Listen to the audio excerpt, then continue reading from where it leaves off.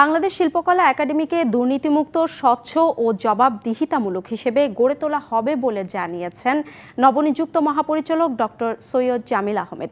আর্থিক স্বচ্ছতা নিশ্চিতকরণে ব্যয় বিভাজন ওয়েবসাইটে প্রকাশ করা হবে বলেও জানান তিনি।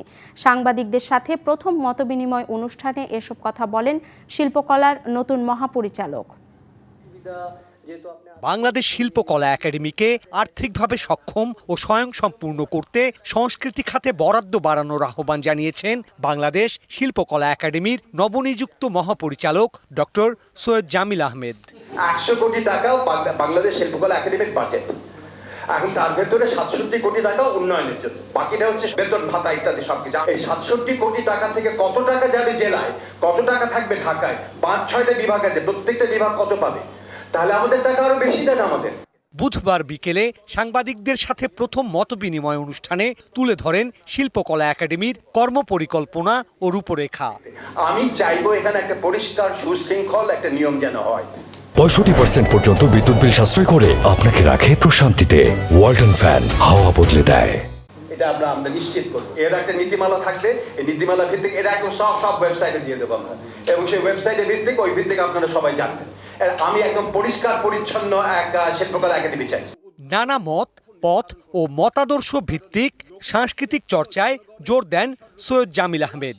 বলেন, গণতান্ত্রিক শিল্প পরিসর রূপে গড়ে উঠবে বাংলাদেশ শিল্পকলা একাডেমি। মুক্ত সাংস্কৃতিক চর্চায় সকল প্রকার কট্টরপন্থী, অসহিষ্ণু মতদার্শিক ও ধর্মীয় বাধা, প্রতিবন্ধকতা অপসারণ ও মোকাবেলা করতে হবে।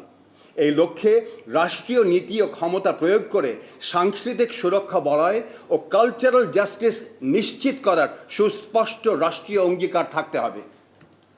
রাষ্ট্রীয় ক্ষমতা ও সরকারি যথেচ্ছাচারমূলক ইচ্ছা পূরণের তল্পিবাহক প্রতিষ্ঠানে পর্যবেসিত হবার দুষ্ট চক্র থেকে শিল্পকলা একাডেমিকে বের করে আনা এই মুহূর্তে সবচেয়ে বেশি জরুরি।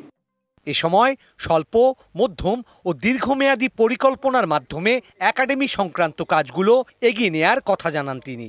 অনেকগুলো কাজ আছে এখানে।